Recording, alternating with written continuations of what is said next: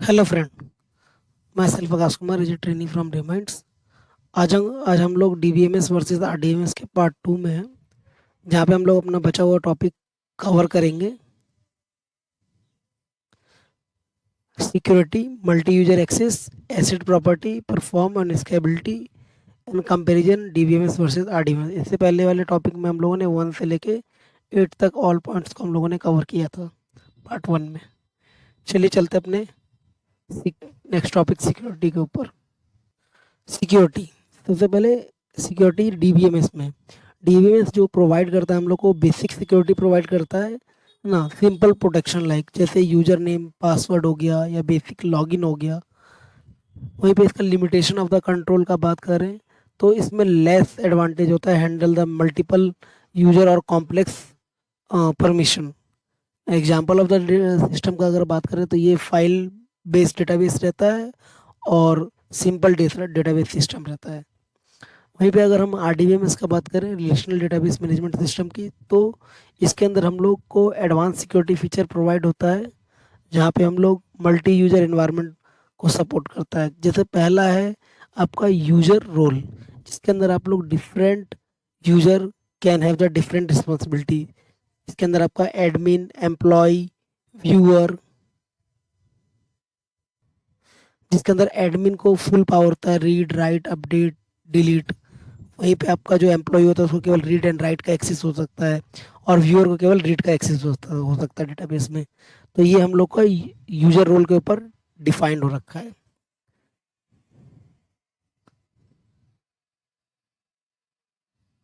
Next है आप लोग का permission. Each role get the specific access right. जैसे रोल आपका एडमिन हो गया, परमिशन आपका एक्सेस, जैसे मैंने बताया कि एडमिन को फुल एक्सेस होता है, read write update delete.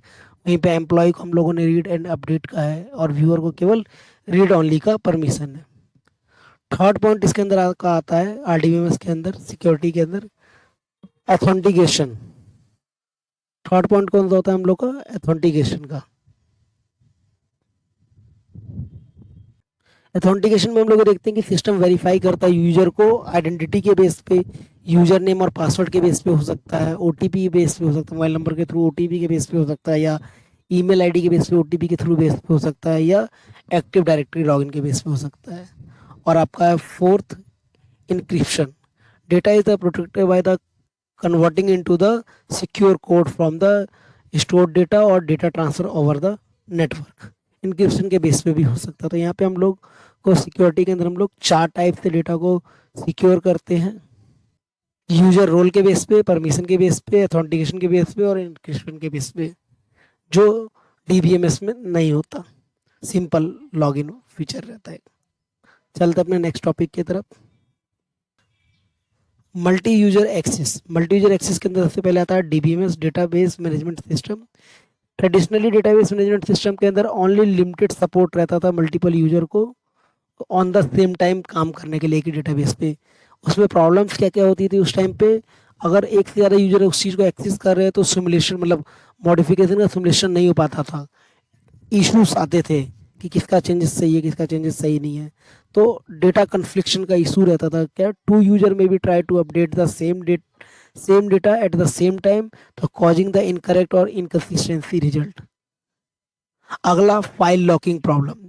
If one user open the file, the system में lock the completely and the preventing the other user from the access or edit the until first user finish, because this is the limitation of the DBMS।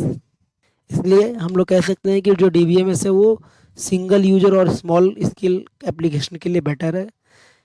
वहीं पे अगर हम लोग बात करते हैं RDBMS के अंदर, वहीं पे आरडीबीएमएस जो है वो इस प्रकार से डिजाइन हुआ है कि वहाँ पे हम लोग मल्टी यूजर के साथ हम लोग काम कर सकते हैं, डेटा इनकन्सिस्टेंसी नहीं रहेगा, है ना, और बहुत इजी वे में आप लोग काम कर पाते हैं।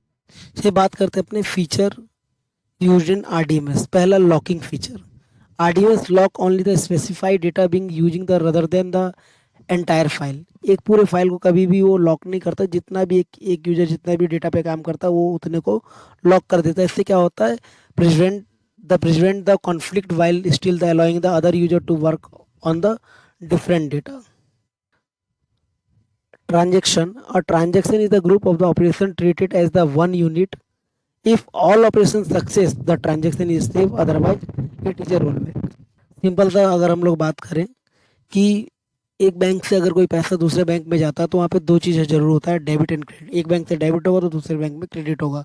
अगर किसी भी कारण से डेबिट हुआ है बट दूसरे अकाउंट में क्रेडिट नहीं हुआ तो वो दोबारा अमाउंट आपका रोल बैक आ जाएगा। सेकेंड है आपका concurrency control. Concurrency control manage the simulation access by the multiple user. ये हमेशा इंश्योर करता है कि डेटा रिमेन एक्यूरेट रहे, डेटा किसी का ओवरराइट ना हो एक दूसरे का, और डेटाबेस कंसिस्टेंटली मैनेज रहे, मेंटेन रहे। चलिए चलते हैं अपने नेक्स्ट टॉपिक की तरफ। ACID property. एसिड का फुल फॉर्म होता है एटोमिसिटी। ए सी माने कंसिस्टेंसी, आई माने आइसोलेशन और डी माने ड्यूरेबिलिटी। तो सबसे पहले हम लोग समझते हैं ए क्या होता है। एटोमिसिटी। एटोमिसिटी मीन ऑल और nothing. A transaction must complete fully. If any part is fail the entire transaction is cancel और रोल बैक। जैसे मैंने पेमेंट के फॉर्मेट में बताया कि किसी बैंक से 1,000 रुपये कटा और दूसरे बैंक में वो 1,000 रुपये अगर ऐड हुआ तो कह सकते हैं 1,000 deducted from A and 1,000 add from B. If step 2 fail तो स्टेप 1 इज ऑल्सो अनडन। अर्थात एक एक अकाउंट से आपका पैसा कटेगा, दूसरे अकाउंट में अगर ऐड नहीं हुआ तो पैसा क्या हो जाएगा, आपका रोल बैक हो जाएगा। जहाँ से कटा वो वहीं पे चला जाएगा। तो इसलिए कहा होगा तो सब, नहीं तो कुछ नहीं होगा। ऑल नहीं तो नथिंग। अगला आपका consistency. C for consistency. Consistency ensure the data remain correct or validate before the after a transaction, and the transaction must follow the all rule constraint relationship before the complete the transaction. Account example समझते हैं कि account balance cannot be negative if the rule does not allow it. Primary key value must remain unique. यहाँ पे इसका ये मतलब हुआ कि account balance can not become the negative if the rule does not allow it. अगर मान लो हम लोग के अकाउंट में अगर 500 रुपीज़ है और गलती से हम लोग ने 700 का पेमेंट किया तो क्या पेमेंट कभी होगा? बिल्कुल नहीं होगा, क्योंकि पैसे ही 500-700 का पेमेंट कैसे होगा। तो उस जगह पे रूल डिफाइन है कि नेगेटिव रहेगा तो पेमेंट कभी ना हो, और ये हमेशा प्राइमरी की वैल्यू को फॉलो करता है ना। नेक्स्ट है आप लोग का isolation. Isolation means the multiple transaction can occur the simulation without affecting each another. Each transaction work as if it is only one running. कह सकते हैं हम लोग two user booking the movie ticket at the same time should not get the same seat. सबको एक अलग अलग seat मिलता है ना। तो कोई इफेक्ट नहीं पड़ता एक ट्रांजेक्शन दूसरे ट्रांजेक्शन के साथ अगर चल भी रहा है तो। और last D D durability. Durability means once transaction is successfully completed, the data it permanently save. Even if power fail, system crash, the saved data will be not be lost. क्या एक एग्जांपल समझते हैं कि जब हम लोग online payment करते हैं और सक्सेस हो गया और ट्रांजेक्शन रिकॉर्ड रिमेन स्टोर, जब ये रिस्टार्ट होगा तो वो सेव हो जाएगा।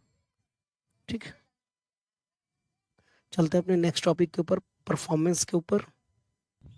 डीबीएमएस जो है हम लोग का स्मॉल डेटाबेस के लिए, सिंगल यूजर के लिए और सिंपल ऑपरेशन के लिए परफेक्ट रहता है ना। इसका करेक्टरिस्टिक्स का बात करें तो ये स्मॉल टास्क कोई इजीली कर लेता है लेस कॉम्प्लेक्सिटी में।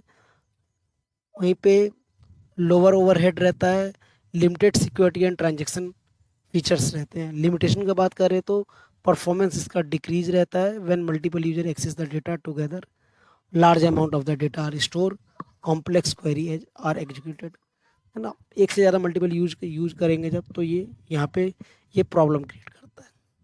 वहीं पे आपका आरडीबीएमएस क्या करता है, RDBMS database management system is optimise for the large database.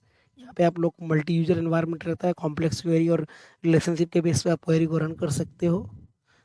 इसका करेक्टरिस्टिक्स का बात करें तो ये efficient data management using the table and relationship, better handling for the large scale operation.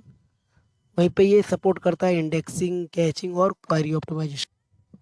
वहीं पे हम इसके कुछ एडिशनल फीचर और परफॉर्मेंस के बारे में बात करेंगे। तो आरडीबीएमएस हम लोग को सपोर्ट करता है ट्रांजेक्शन के अंदर, ट्रांजेक्शनल लॉकिंग में, को करेंसी कंट्रोल में, सिक्योरिटी चेक्स में, ये सब इसके एक अलग फीचर्स हैं. This feature are at the some, overhead the some, तो सिंपल ऑपरेशन में भी slight and slower than DBMS, but overall the performance is much better than for the enterprise system. Next है आपका स्केलेबिलिटी. DBMS में लो scalability रहता है, limited रहता है. वहीं पे RDBMS हाई स्केलेबल रहता है, millions of record, multiple user और क्लाउड सिस्टम बेस्ड रहता है. अगर एग्जाम्पल कंपैरिजन का बात करें तो DBMS हम लोग का फाइल सिस्टम पे बेस रहता है, RDBMS हम लोग का MySQL पे. ये एक्सएलएस DB यहाँ पे करता है, तो यहाँ पे पोस्टेड SQL रहता है.